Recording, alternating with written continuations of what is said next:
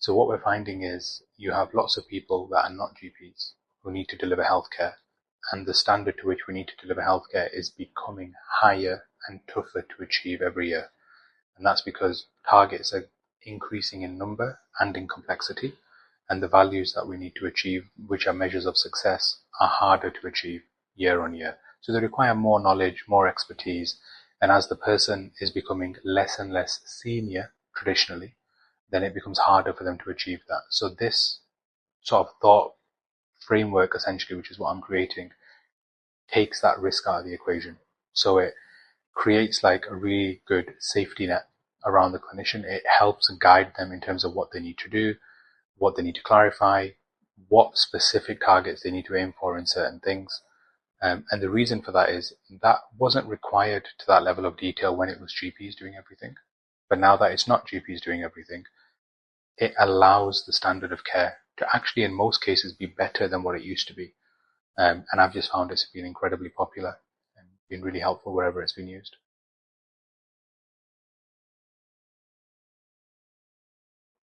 There was a culture shock for me when I moved from secondary care into primary care.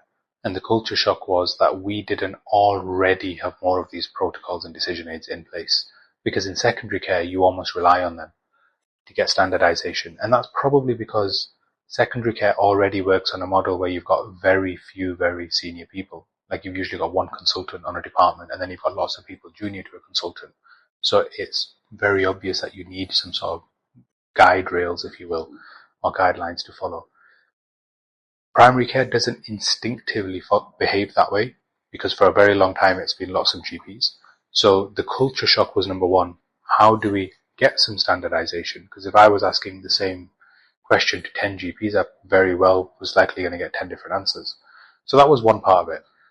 Then there was the practical issues of service delivery. So in our area, where I was in Blackpool at the time, when we were approached by the ICB to basically say, there's going to be a regional agenda to tackle chronic kidney disease, and you need to make sure you're diagnosing the cases, managing the cases. The issue we had is when I looked at my skill mix with my staff, I had staff that could do parts of conditions. So I had staff that could do diabetes, I had staff that could manage cholesterol, I had staff that could manage hypertension. I didn't have a staff member that could do all of that in the context of someone's kidney function. So therefore, I didn't really have anyone available to do CKD work, chronic kidney disease work. And if I did, it may have been half a full-time equivalent. It would have taken away from other things they were doing. If that person was off sick, that service would have completely fallen through. So the question was, this is an area that requires disease area understanding on multiple fronts. And then it has to be done in a joined up appointment. That's relatively short because I can't routinely have 2-hour long appointments for patients. It needs to be delivered in a concise way. So how do we take multiple guidelines from multiple areas, condense them in a way that it takes everything into account, and still be delivered in a relatively short space of time? So it's cost effective to deliver that model of care. And basically there was nothing that was around. So I kind of did the bit of pulling all the information and putting it together in a way that works. And then I was testing it with my own staff. It worked phenomenally well. So we had some of the highest rates of prevalence in the region, to the point where people then were coming to us and saying, how is your CKD prevalence so high? How is your heart failure prevalence so high? How are you prescribing these medications to such high rates compared to, so in most areas, our rates were better than the ICB targets, and we were outliers as a result. So it became known that it was the framework that allowed the staff to do it, because it's not GPs that routinely have these consultations, it's our practice nurses and pharmacists. So that then got rolled out across the ICB, and that gave me the validation to say this was a good thing that you did. This was good, people have respected it, it works, it helps people, and that sort of started the whole process of what else do we need to do this for? And here we are some years later. We would map out every single aspect of disease management in a practice. That includes blood result interpretation, that includes medication requests, whatever is going to influence a patient's care, we'll have a protocol for it, and if we don't, we will make one. So that protocol will be designed on several things. It'll be designed to, one, minimize the patient needing an appointment if it is not required. So it's not a case of, here's something minimally wrong, we're not going to do anything about it, why don't you have an appointment? That's a waste of the surgery's time and it's a waste of the patient's time. So we would then categorize that stuff into, does some sort of pre-work or risk assessment need to be done? How should it be done? How can it be done in a cost-effective way? Once it's done, if the patient just needs an update for reassurance, then there should be some messaging templates that have been created to very quickly and effectively contact that patient to give them the necessary information.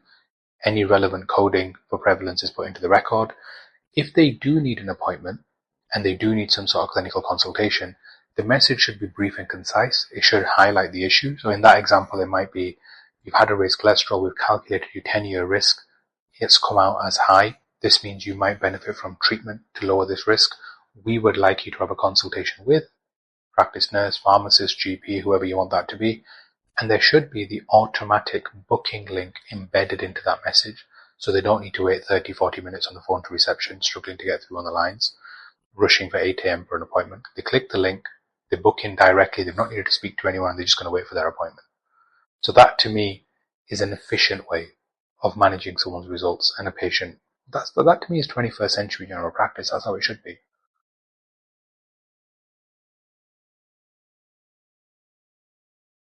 I guess the reason I'm really proud of the CKD decision aid is, one, nothing like it already existed, so it had to be created from scratch.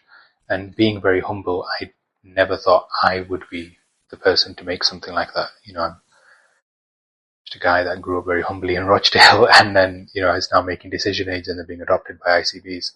So it feels very surreal, number one. Number two is, it's the first time I protocolized a complex area of care and saw it be delivered through to completion and saw the impact that it had. One of the other reasons I'm really passionate about it is the long-term impact. And it's not currently, unfortunately, a huge focus for the NHS.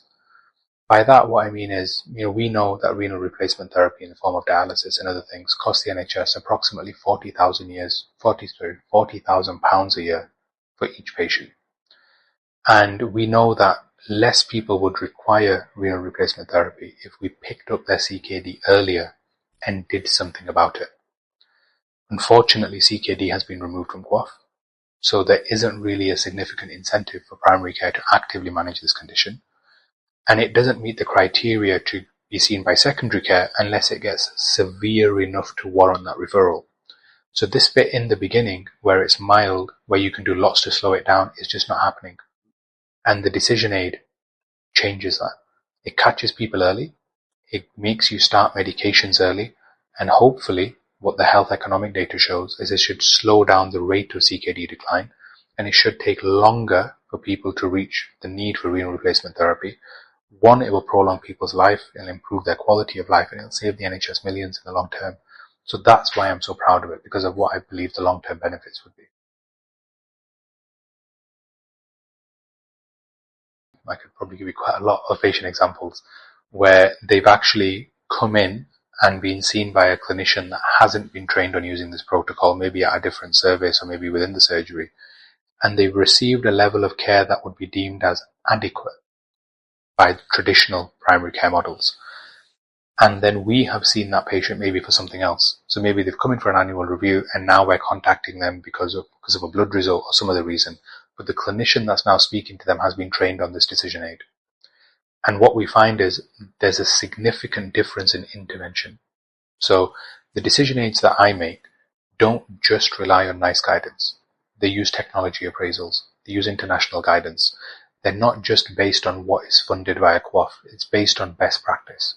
So even if we aren't incentivized to pick up cases of CKD as stage 1 and 2, because our system is only designed to deal with 3 and beyond, we will still diagnose CKD stage 1 and 2 if they meet the criteria, because there are scenarios where those patients are eligible for treatment. And talking to those patients before they've had the chance to progress on and explain to them the reason you've met this criteria is because of raised urine albumin, for example, or because you've got a genetic issue or because there's a structural problem. You don't fall neatly within what's traditionally called CKD, but if we treat you now, we could be delaying your need for dialysis by 14, 15 years. And patients find that really quite valuable, especially with some of the treatments we use. They're evidenced that if you use them very early on, they reduce your risk of cardiovascular death and they reduce your risk of cardiovascular events. And you tell a patient that before they've had the chance to develop that problem, rather than they've been missed for 20 years, their kidney function has become so bad that at the point of being picked up, they already meet the criteria for going to the renal team. But all that kidney function you've lost in between is completely irreversible. It's too late for that. And so your long-term benefit isn't going to be the same as catching someone very early. So I have stories like that every single day. What I see from the NHS as a user, as a service provider, is the NHS is currently very preoccupied with emergencies and it's preoccupied with urgent demand. So what it's worried about is the people that need dialysis, the people that nearly need dialysis, and the people that need a nephrologist. Then they worry about urgent care centres, they worry about A&E, they worry about all this reactive care and all this emergency care because there's so much of it. What we sometimes, I feel, as a system fail to recognise is that you wouldn't have this degree of patients needing dialysis, needing nephrology, if we were catching them early. And we already have the health information available, the health economic information available in terms of if you catch them at this stage, this is what it will lead to. So I really struggle to wrap my head around, as a primary care service, which is specifically targeting preventative healthcare, I would have imagined it was in our job description, so to speak, and our priority set to catch these patients at stage 1, 2, 3, 4 before they become so bad that they need to be referred on. And actually, the little bit of early preventative support we did have in the form of QOF has been removed. So I'm hoping that's because it's going to become a priority for neighbourhood teams. I'm hoping, because currently that doesn't sit anywhere.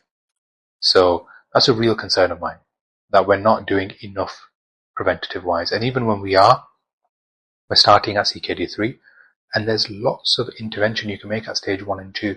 And I've never seen a healthcare system in the UK that targets those very early patients to prevent them becoming chronic long-term patients. That's really what I'm trying to do.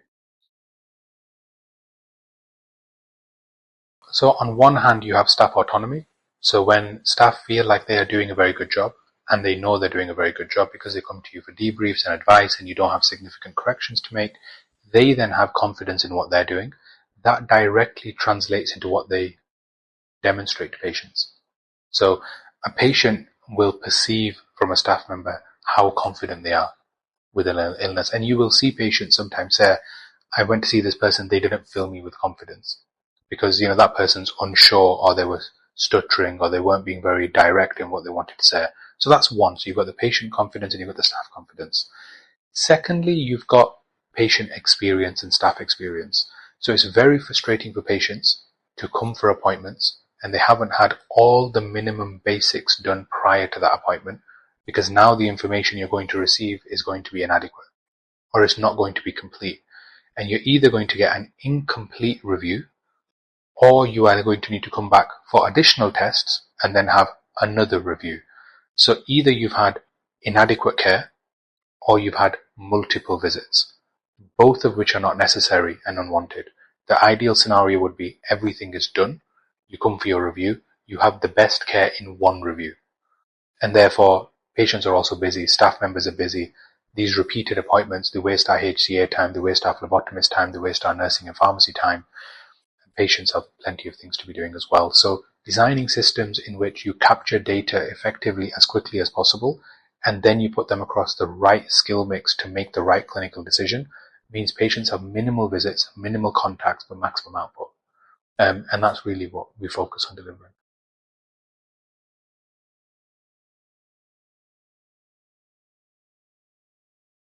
So every decision aid is different in how it's structured, and it's different based on who it's targeting. So for example, we've made one that's really quite popular at the moment for lipid management. The incentive for a decision aid is different and the target audience is different every time. So for example, CKD was about being proactive. It was about preventing the NHS losing millions. It was about catching disease very early. That was the focus of the CKD decision aid. The focus of the lipid management decision aid was that we had a major change in QAF this April, and primary care needed a way to know exactly what to do in a timely manner, and they needed some help in reaching the harder to achieve targets that became mandatory as a part of QAF. So it had a whole different incentive behind it. So it's a little bit more prescriptive. It was a bit more numerical in terms of values to reach and what finances those things are attached to, so that practices knew how they would be remunerated for that, essentially. The added thing is, when you're not just doing something as good care, but you're doing something in a sequential manner, which is more true with lipid therapy. With CKD, you start most of your treatments, and then that same treatment you're just titrating.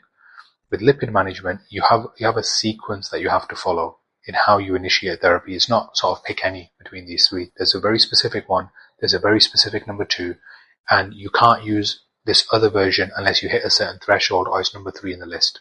So it's more of a sequential thought process. So that's been very, very helpful. But they're also designed differently because your CKD is a consultation. Your lipid management actually is a form of interpretation. So in our practice, for example, a lot of our non-clinical staff are involved in looking at blood test results and deciding what kind of messages. So the wording has to suit reception team. It might have to suit the HCA team who might be doing the first contact for a cholesterol consultation. Whereas a CKD tool was made specifically for more senior clinicians like practice nurses and pharmacists, because that patient is coming in for a CKD review. Whereas cholesterol needed to be addressed from the point of interpreting the result, sending the message, what level of therapy are they on, how complex is the case, what step in the treatment algorithm are they already on, because lipid management is already being done, whereas CKD traditionally is not being done. So the angles for the decision aids are very different. Their incentives are different. Their target audience is different. They're the same in that they aim to be an A to Z framework.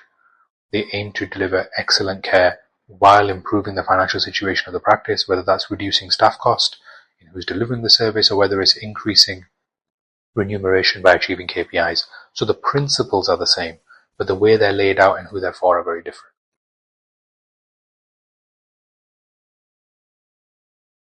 It's no exaggeration to say that multiple new decision aids are made every single week. Currently, there's over 40 that we use. Quite easily 1 to 2 are made every single week. And the thing that normally triggers them is either when we are supervising our staff, we notice a gap in something that needs to be improved, and a decision aid or a protocol might not already exist for that thing, so then we will create one. Or there might be something brand new that hasn't been relevant until a certain point. So I'll give you an example. So we, in our practice, have very recently purchased a pheno machine. So a pheno machine is a machine required for diagnosing asthma and for managing asthma patients. So the people in the practice don't know how to use the machine, and they don't know what to do with the values. They won't know how to code the result. They won't know anything about it. So we've got the machine. So now we need a decision aid in terms of how to use the machine, how to escalate that patient's care. What information do you give to that patient?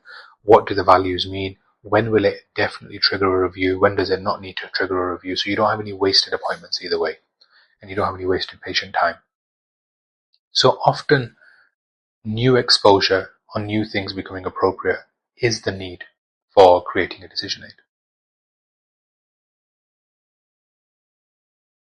It's a really difficult question to answer because we don't tell the patient that we're using a decision aid necessarily. What we do find in the CKD one specifically is that one is usually laminated and printed on the wall for the nursing team. So sometimes what we have noticed is the nurse will go to the decision aid and say to the patient, this is where you are in your kidney journey and this is what we need to do. And then the patient will often say, has this just happened? And we'll say, oh no, because they're new to the surgery. So then we'll say, well, your kidney function has met this criteria for the last 3 years. And then they'll say, but I had reviews at my last practice and they didn't do this. And it's not really the practice's fault. Because like I've said, a lot of this stuff isn't commissioned, a lot of this is ahead of the NICE guidance, some of this is best international practice.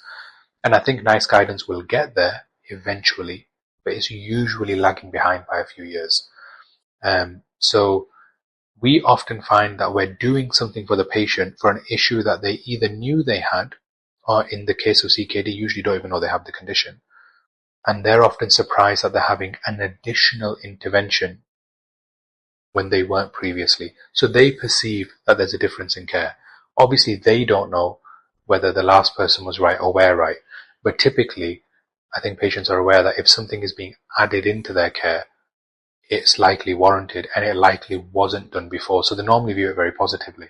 And that kind of stuff, it reflects in our reviews at our practice, very highly regarded by our patients.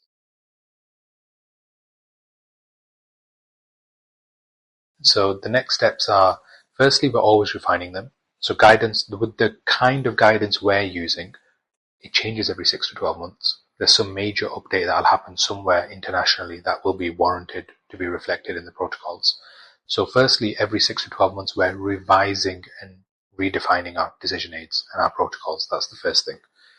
We often have to tweak them for our clients. So not as a practice, but as the CEO of Vala, my clients will ask for them to be tweaked because they've got a certain locally commissioned service, or they've got a requirement, or they've got a particular skill mix. So we tweak them anyway. So that's one. Second is sometimes we initiate a decision aid and then it highlights a different problem. So then either the whole decision aid needs to be reworked, or an additional framework needs to be put in place for the other thing that wasn't accounted for. So by creating guidelines, you unlock the need for knowing more guidelines need to be created. So that's the first practical answer. With the ones that we don't refine very often, because they're pretty much refined over a long period of time, those ones we're now aiming to digitize. So we've won some grants. We've already got a software that we've made for automating chronic kidney disease, and we've rolled it out to some of our clients to collect some provisional test data so we can see if there's refinements, if it works in the way that they would value it. And we're still testing that. We're in the process of applying for grants. We've got basically a pipeline of which decision aids do we want to prioritize as software first, what is higher priority, what is lower priority. And some of that will be based on risk, some of it on urgency, some of it on what we believe will be of most value to practices. The dream, which I haven't really ever said on camera before, is to have like a final piece of software which basically has the intelligence of all the protocols. So it selects people in and out of what they're eligible for, what they're ineligible for. And essentially when you run a patient's data through this software, it essentially helps you map out the next 12 months of care. And it says, we have interrogated this data based on all these different international gold standards, and this person actually has a kidney failure risk of this percentage over a period of years. They are a primary prevention patient and they've got a 10% risk of cardiovascular disease, or maybe they're a secondary care prevention patient, and if you reduced their LDL by this amount, you would reduce their risk of further heart attack by this percentage. So it looks at them holistically, whether it's cardiovascular, whether it's metabolic, whether it's liver, whether it's obesity related, whether it's respiratory, whether it's osteoporosis and frailty, whether it's falls risk. And it looks at all the different protocols, looks at their vitamin status, and it basically gives you an ideal care plan for that patient. So that's the dream. That's what we're ultimately aiming for. I'm refining processes, I'm fixing problems, I'm having issues highlighted to me, and then I'm helping be a part of the solution. And that's what I want to do. What I hope is, if I'm doing this very, very well, and if people think it's really useful, hopefully some people care about that. And maybe I'm not just doing it for my practice and my clients. Maybe I'm doing it for my locality. Maybe I'm doing it for my region. If the people that matter on a national level thought that, I could be of some use to them, I'd love to implement these things nationally. I'd love to be a part of a workforce or a task force that aims to alleviate the burden on the healthcare system across the country. And that is where I would love to be in 10 years' time.